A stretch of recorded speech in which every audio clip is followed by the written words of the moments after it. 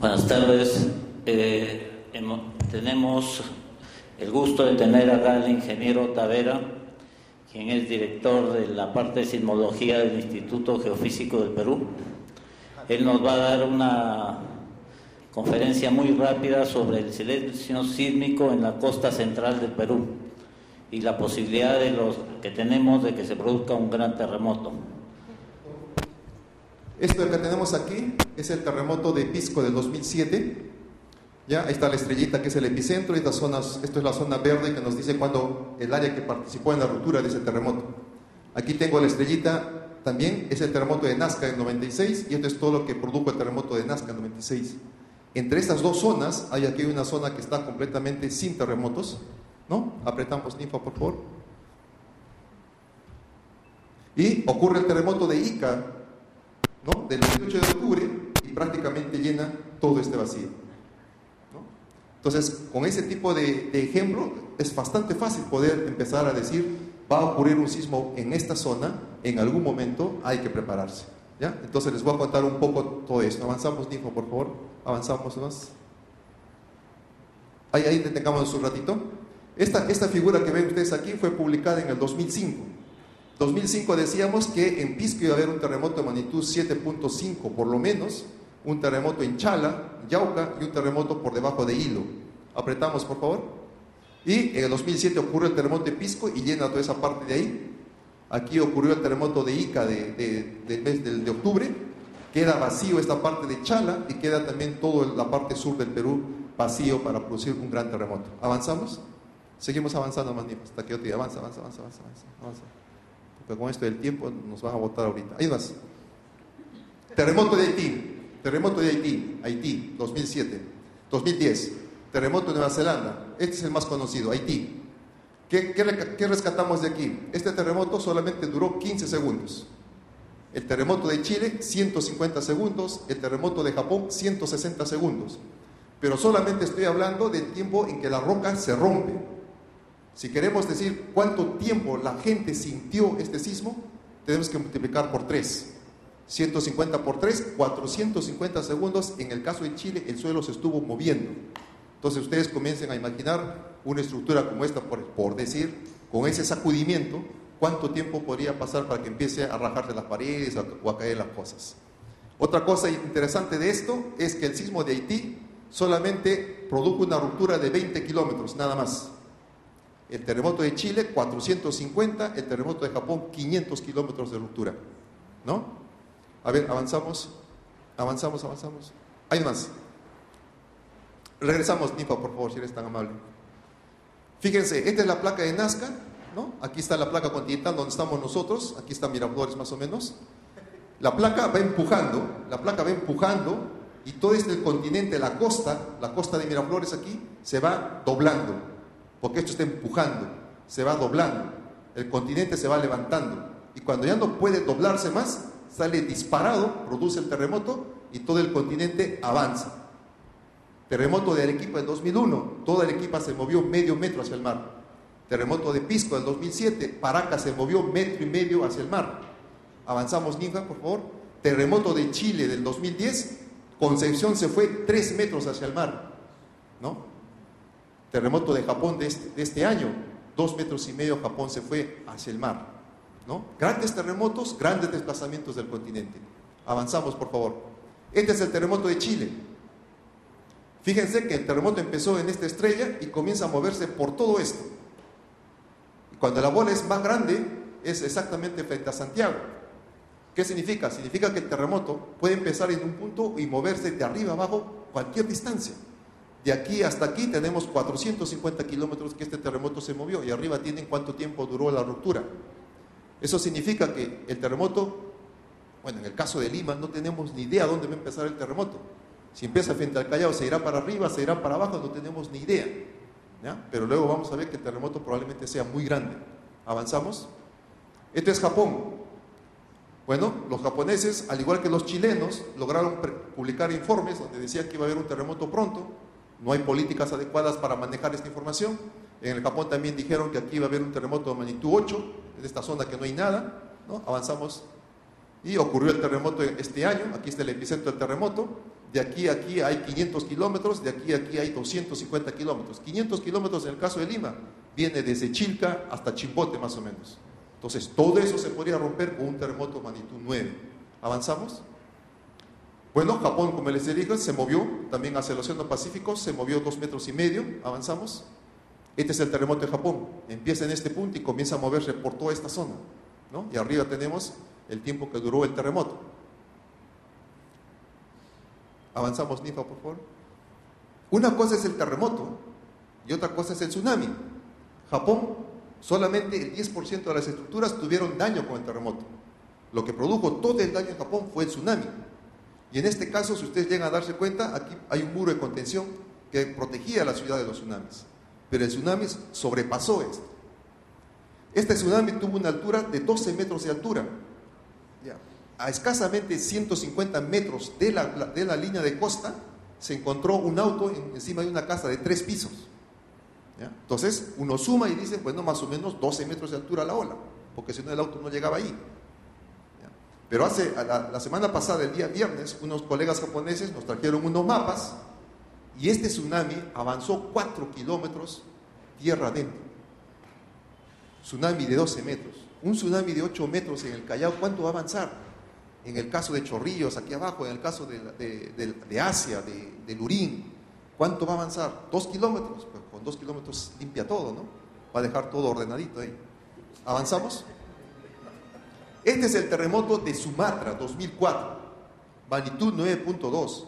Empezó aquí y termina aquí, 1.200 kilómetros de ruptura. Empezó aquí y se fue hasta acá arriba. Todas estas islas las dejó limpiecitas. A ver, avanzamos. Ahí está el terremoto. 500 segundos duró este terremoto. Multipliquen por 3, todo ese tiempo el suelo se estaba moviendo. Entonces traten de imaginar la gente cómo corría. O sea, hay que imaginarse las cosas para tratar de prepararse para lo que podría pasar. Avanzamos. ¿Qué pasa en el Perú? Avanzamos. Este es el resumen del catálogo que tenemos nosotros, la base de datos que tenemos. Y esa base nos dice que parece que había un terremoto de magnitud 9. Y según esta base dice que ese terremoto es el de 1746 de Lima, que hace más de 260 años que no se repite. Ahora, un terremoto de magnitud 5, ¿qué significa? Un terremoto de magnitud 5 libera la energía que libera una bomba atómica como la de Hiroshima. Vamos a empezar por ahí. Uno de magnitud 6 libera 30 veces más energía. Uno de 8, como el de Pisco, libera la energía de 27.000 bombas atómicas. Y un terremoto como el de Japón, la energía de 810.000 bombas atómicas. Entonces, más o menos, va a ir imaginándose la cantidad de energía, la fuerza de sacudimiento del suelo para poder producir terremotos de este tipo. Avanzamos. Este es el mapa sísmico del Perú, ¿no? Entonces, cuando ustedes les preguntan, ¿dónde ocurren los terremotos? Uno mira los puntitos rojos, que son los más peligrosos, y dice, los terremotos ocurren frente a la costa, desde Tumbes hasta Tacna. ¿Dónde va a ocurrir el siguiente terremoto? Es fácil, ¿no? Frente a la costa, desde Tumbes hasta Tacna, en cualquier sitio. Solo hay que sentarnos a esperar, pasa el tiempo y ocurre el terremoto, ¿no? Ahí no hay pierde. Avanzamos. Esta es la situación de nuestro continente, del Perú. ¿Ya? Si miramos la cordillera de los Andes aquí, miramos y decimos, ¿por qué es más ancha aquí, más delgada y aquí casi nada? La cordillera se ha formado porque esta placa choca, esta placa se va para allá y aquí se producen los terremotos. Si hay terremotos, la cordillera se levanta. En el sur del Perú han habido terremotos más grandes y más frecuentes que en Lima y que en el norte. Por eso es que la cordillera tiene esta forma. En Lima hay menos terremotos y en el norte parece que no hay terremotos. Parece. Solamente que aquí los terremotos ocurren con periodos mucho más largos que el que conocemos. ¿Avanzamos? Al final, aquí está Miraflores, acá. Acá está la placa de Nazca que choca por acá, produce grandes terremotos. Y por el otro lado el escudo brasilero nos está empujando y también produce terremotos aquí. Al final estamos ahí con 2 prensas a los costados, levantándonos toda la cordillera. ¿Avanzamos? ¿Avanzamos? Estas líneas de color rojo son los grandes terremotos parecidos al de Chile, parecidos al del Japón. En el sur del Perú ya hubieron 2, 1604, 1868. Si restamos a esto aquí, me sale más o menos 130 por ahí. 130 le sumo a esto, ya toca el terremoto. ¿No es cierto? ¿No? Entonces, Si hay oportunidad en vacaciones, hay que visitar Arequipa, Moquegua, Tacna, Arica, Iquique, tomar fotos, todo, porque después no va a quedar nada. Iquique, Arica está al ras del mar. Si no es el terremoto, es el tsunami que va a limpiar todo. En el caso de Lima, el terremoto es de 1746, que no se repite. Estos terremotos de aquí son más pequeños que el de Pisco, o sea que es nada. Acuérdense de las bombas atómicas. Esto es nada en comparación de este grande que tiene que repetirse. En el norte no hay nada, no hay información, no sabemos qué pasa. ¿Ya? Avanzamos. Siglo XIX, grandes terremotos, aquí están puestos, lo que la historia nos dice. Apretamos, por favor. Siglo XX, aquí que no sabíamos nada, ya ocurrió este terremoto. Este terremoto de aquí es el más grande que ha ocurrido en la historia para contar, real. Se conoce como el terremoto de Valdivia, de Chile, 1960, magnitud 9.5. Toda esta parte de aquí se movió 20 metros hacia el mar. Todo Valdivia fue completamente destruida. Y si ahora vamos a Valdivia, es una ciudad hermosa, todo bien estructurado, las calles bien marcadas, todo. Si queremos una ciudad como Valdivia, ese terremoto, ¿dónde tendría que ocurrir? En Miraflores, perfecto. Seguimos hacia arriba. Se dan cuenta que aquí no hay nada. Estos dos terremotos tienen que llenar este vacío en algún momento. En el siglo XXI, este terremoto de acá ya se repitió. ¿Qué falta repetirse? A ver, apretamos. Apretamos, por favor. Apretamos, ninfa. ¿Ya? Falta repetirse. Regresamos. Falta repetirse estos que ya les he mencionado. ¿De acuerdo? Avanzamos.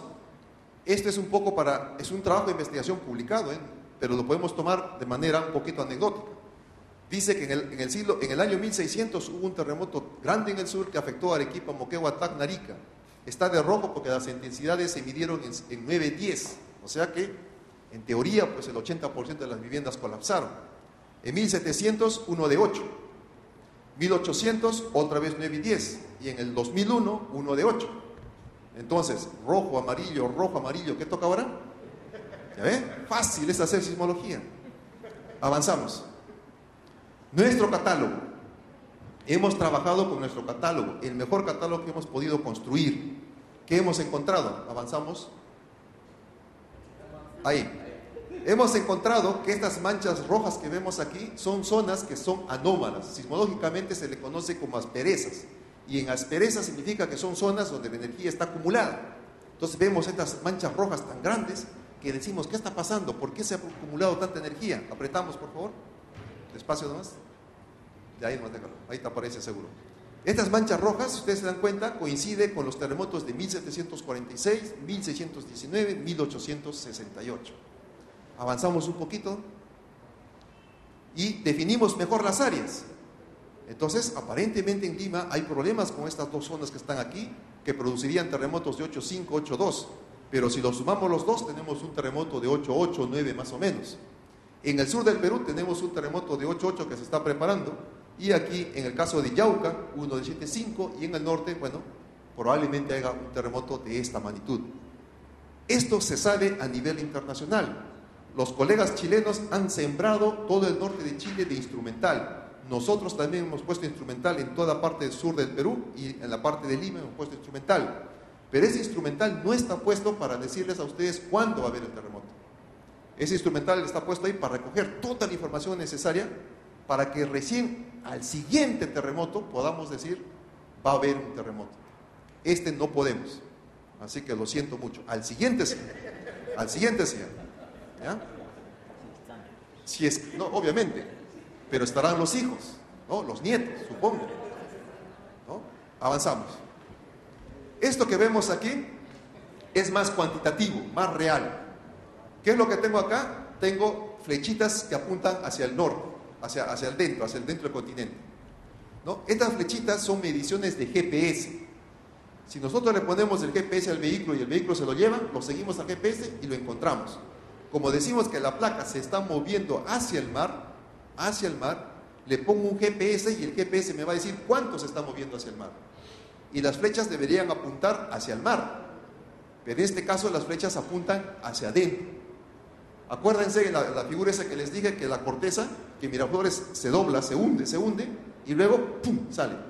Entonces, toda nuestra costa se está arrugando para que en algún momento salga disparado. Se está arrugando 6 milímetros por año. Multipliquen 250 años por 6 milímetros por año, ¿cuánto sale? Como 3 metros y medio que tiene que saltar cuando ocurra el terremoto, ¿no? Pero bien, si esto es lo que estamos midiendo, ¿qué es lo que está pasando en las placas para que me genere este movimiento? Avanzamos, por favor. Lo que hemos hecho es modelos matemáticos, físicos, etc. Y si ustedes se dan cuenta, sobre las flechas negras hay verdes en realidad. O sea, la negra está encima del verde. Las flechas de color negro están encima de las flechas de color verde. Eso significa que hemos sido capaces de reproducir un modelo que nos explica por qué las flechas apuntan hacia adentro. ¿Y este modelo qué me dice? De que tengo estas zonas de color café que me van a originar un terremoto en algún momento. Y si ustedes miran, son similares a las anteriores. Yauca, similar, sur del Perú, similar, y todo el norte de Chile está aquí comprometida. Avanzamos, por favor. Avanzamos. Esto son esas dos manchas que hemos visto en Lima, ¿no? Ahí están dibujadas. Avanzamos. Lo vemos aquí otra vez. Entonces, como hay herramientas matemáticas, físicas, la sismología trabaja en esto. Entonces, nosotros hemos sido capaces de simular un registro de este terremoto, un registro. Y a ese registro le hemos aplicado una ecuación que se llama transformada de Fourier y obtenemos esta curva de color rojo y azul. Este es del terremoto de Chile. De ese sí tengo registros reales. También hemos hecho lo mismo y le hemos pintado aquí de color verde. Y si se dan cuenta, tienen la misma amplitud, tienen casi la misma forma. ¿Qué me está diciendo? Que esto que está aquí, que lo estamos proponiendo como el área que generaría un terremoto, probablemente me genere un terremoto similar al de Chile. Y en ese caso estamos hablando de un terremoto de 8.9. ¿Ya? Bien. Ahora, si esto hemos podido hacer para imaginar el tamaño del terremoto, también lo puedo utilizar para saber cómo es el tsunami. A ver, avanzamos. Tsunami, avanzamos. Estas son las dos manchitas que hemos visto, ¿no? Y acuérdense que la placa salta encima de la placa del mar, salta por encima. Eso significa que todo esto de aquí se va a levantar y todo esto de aquí se va a hundir. Y después, se va a buscar su equilibrio, se va a acomodar y al final, no sabemos cómo quedará. Avanzamos. Este es el tsunami que se produciría, pero lo más importante de esto es, avanzamos por favor, es de que el tsunami tendría olas de 8 metros. Ahí está. Y que el tsunami más o menos estaría llegando a la costa en 20 minutos, entre 15 a 20 minutos. Entonces ya podemos cuantificar más o menos cómo podría ser esto, ¿no? Ahora viene la pregunta, ahora que lo sabemos, ¿qué hacemos? ¿No? Por más loco que yo esté, ahí están los datos, ¿no? Como las personas nacen, mueren, también los terremotos, terremoto. Eso nadie lo va a cambiar. ¿Avanzamos? Vámonos al de frente. Seguimos. Ya. Esto es la única figura que tenemos de lo que un terremoto nos hizo daño. Es el terremoto del 74. No tenemos más. No hay más experiencia de terremotos. Toda la costanera, las casas que habían ahí colapsaron. Hubo deslizamientos de tierra aquí en Chorrillos, ¿no? En la punta. El centro de Lima está de rojo porque las casas se dañaron porque eran muy antiguas. Ahora están mucho más antiguas. Entonces el problema se incrementa más. En La Molina, para ese tiempo había pocas casas. Las casas colapsaron porque el suelo es muy malo en La Molina. El resto de Lima tiene buen suelo. El problema es el tipo de vivienda que está en ese suelo. ¿Avanzamos? Avanzamos más de frente. Avanzamos. Dice, ¿estamos preparados para soportar un terremoto? La única manera de saber si Miraflores está preparada para soportar un terremoto es después del terremoto. Antes no podemos saberlo. Y acá dice que realmente ninguna ciudad en el mundo está preparada para soportar un terremoto o un tsunami. Nadie puede decir estamos preparados, es imposible saberlo. ¿Ya? La cultura japonesa, que es la más desarrollada en este caso en cuestiones de infraestructura y educación, han tenido la suerte de lo que todos nosotros conocemos. Nosotros que tenemos problemas en construir, tenemos problemas en la expansión urbana, tenemos problemas en educación, en entender la realidad nuestra, la cosa se hace más crítica en todo caso. ¿Avanzamos? Esta es la costanera, estas son tierras que el hombre ya ha ganado al mar, ha puesto sus casas ahí, ¿no? Cuando venga el tsunami, igual que Cofopri va a decir, me llevo lo que es mío, ¿no? Ahí se lo lleva, no pasó nada. Temprano estaba comentando que creo que el 20 de diciembre se va a inaugurar en toda esta zona un parque recreativo para las personas.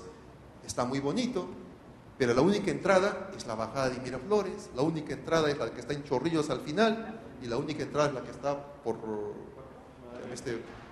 Magdalena, por ahí. No hay más. Entonces, un domingo, 200 personas en el parque muy bonito jugando, muchos carros, ocurre el terremoto, intenten salir con el auto a ver si pueden, ¿no? O intenten a salvo del tsunami. O sea, hacemos cosas bonitas, pero no trabajamos en la prevención. Y ese es el gran problema. Sería bueno que la alcaldesa, a lo largo de todo esto, por lo menos tire mallas de... Me está grabando. Que tiren mallas de pescar para que podamos salir ahí trepando, ¿no? O algo así, ¿no? Aquí la cosa es crítica también, ¿no? Ustedes pueden mirar, pueden imaginarse escenarios, lo que podría pasar. ¿Ya? Y aquí no voy a comentar nada porque ya avanzamos. Recién me di cuenta que estaban grabando, ¿no? Aquí hay un problema también. Después se cae y viene el desastre, ¿no? Y le echamos la culpa al terremoto. ¿Qué culpa tiene el terremoto que nos pongamos ahí? ¿No? Avanzamos. San Juan de Lurigancho ya está muy lejos de nosotros en este momento. A ver, avanzamos. Hay viviendas de este tipo, ¿no? Que no tienen columnas, no tienen muros de contención, y al final, cuando ocurre el sismo, esto cae. ¿Avanzamos?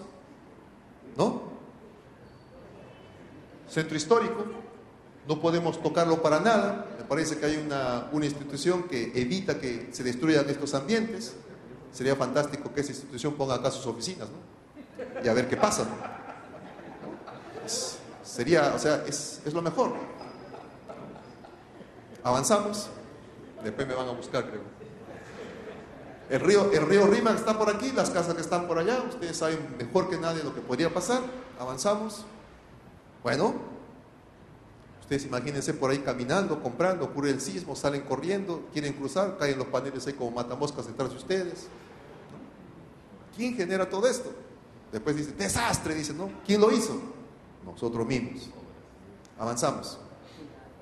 Si en el pasado ocurrió un terremoto, en el futuro volverá a ocurrir otro en el mismo lugar. Eso no lo cambia nadie. ¿Ya? Entonces, avanzamos. Y para que me crean, esta es la Plaza de Armas de Arequipa de 1865. 3 años antes del gran terremoto, avanzamos, de 1868, posiblemente de magnitud 9.0, destruyó la catedral. Nuestros amigos del sur son realmente tercos, dice acá el señor. Pasan los años, avanzamos, reconstruyen la catedral, fantástico, está ahí, muy bonita. Pasan los años, pasan los años, apretamos, otro terremoto y destruye la catedral nuevamente, ¿no? Pasa el año, la construimos y la dejamos lista para el siguiente terremoto, ¿no? Entonces, regresamos. Entonces, donde ocurrió un terremoto, tiene que volver a ocurrir otro. Y solamente si nos destruye, nos volvemos a levantar, pero hay que levantarnos mejor. Eso es la idea en este caso. ¿Ya? ¿Avanzamos? Este es Japón, que es la mitad de Perú. Estos puntitos que vemos aquí no son sismos. Es la red sísmica satelital del Japón, 800 estaciones funcionando. Por eso es que ustedes escucharon la noticia que decía que los japoneses sabían que iba a ocurrir el terremoto, ¿no? Pero era curioso porque ahí el terremoto fue aquí, yo estuve aquí en Tokio, ¿no? Ocurría el terremoto, estaba con mi amigo japonés ahí bailando por el terremoto. Mi amigo japonés metió la mano al bolsillo, sacó el celular y me dijo 7-8 en el norte de Japón. Y seguíamos moviéndonos. ¿Por qué? Porque el terremoto ocurrió aquí y estas 4 primeras estaciones que están aquí recogieron los datos, ubicaron el terremoto y la información la enviaron por celular y yo estaba aquí. Demoró 40 segundos más o menos de aquí a aquí en llegarme la información a mí. Y en la noche, ahí mirando la televisión, el televisor estaba ahí mirando, filmando el tsunami, y de repente el televisor, ¡pi! Dice, ¿no? Yo me asusté, me pongo de pie a un costado y de repente comienza a moverse el edificio. Entendí que cada vez que el televisor anunciaba un pito, era que me venía una onda sísmica. Y la onda sísmica llegaba entre 30 a 40 segundos a donde yo estaba. ¿Ya? Entonces, a ese nivel de tecnología de comunicación se llega con 800 estaciones satelitales. Pero nosotros, a ver, apretamos por favor, en julio hemos inaugurado 7. Son los que están de color verde, ¿no? ¿Por qué? Porque no hay cultura realmente de educación. Parece que al final es más fácil dar dinero para que una ciudad se reconstruya a que una ciudad se eduque, se le prepare para un terremoto, ¿no? Habría que ver cuánto vale la vida de las personas para realmente hacer esta inversión, sin tener ningún tipo de ser selectivos con las personas, ¿no? La vida de una persona, cuánto vale para poder invertir en esto, y no se está invirtiendo como debe ser. El peor enemigo que tiene el hombre es la naturaleza, a la vez que es el mejor amigo también. Pero el Ministerio del Ambiente, en el cual estamos adscritos nosotros, nos ha dado un poco de dinero, y a fin de diciembre ya tenemos 7 estaciones más, o sea que vamos a tener 14 estaciones satelitales ya funcionando. Pero repito, esta red satelital moderna no está funcionando para decirles a ustedes cuándo va a haber el terremoto. Sí va a funcionar para decirle a la gente que está en la costa que ya se viene un tsunami. Eso sí, para eso sí es útil esto, ¿ya? Pero toda la información que nosotros logremos recolectar aquí nos va a ser útil para tratar de predecir el siguiente terremoto. Ahora todo lo que les he contado simplemente es pronóstico de terremoto. Pronóstico, lugar, tamaño. Predicción, lugar, tamaño, fecha. No tenemos fecha. ¿Avanzamos? ¿Ya? Pero la idea es sencilla. Ya le hemos dicho, donde ocurrió un terremoto tiene que volver a ocurrir otro. Y cuanto más tiempo pasa, estamos más cerca de que ese terremoto se presente. Entonces, la única lección a que aprender aquí es prepararnos, educarnos, ¿no? Llegar a casa y comenzar a hablar con la familia, con los hijos. Llegar a casa y decir a los hijos, a ver, vámonos de paseo, salgan afuera, y ver por dónde salen los niños para tratar de ver qué cosa les puede caer por donde ellos estén. Si el terremoto es a la 1 de la madrugada, ¿qué hacemos? Ahora, con tanta inseguridad, tenemos 2 puertas para salir, 2 puertas que cerrar antes de salir. Tiramos la llave a un costado. ¿Quién encuentra la llave? Acuérdense que no hay luz, no hay teléfono, no hay radio, no hay televisión. ¿Cómo salimos a la 1 de la mañana a oscuras? Los caballeros que están acá tienen la obligación, y las damas a los caballeros de la casa, exíjanles de que les digan cómo hacen para entrar y salir a la 1 de la mañana sin hacer ruido, ¿no? Amanecen ahí, y después la esposa despierta y dice, uy, ¿a qué hora llegaste? Ni te sentí. Dice, ay, para que veas, qué inteligente. Entonces, eso hay que enseñarles también para que comencemos a prepararnos, ¿ya? Entonces, esperemos que cuando ocurra el terremoto, pasen los días y nos vamos a juntar todos acá para yo poder contarles cómo fue el terremoto. Si es que estoy vivo, obviamente. ¿Ya? ¿Listo? Bueno, encantado de visitarlos. Muchísimas gracias, ingeniero Tavera. Ha sido un gusto escucharlo nuevamente y su exposición ha sido brillante. Nuevamente, muchas gracias a nombre de la municipalidad.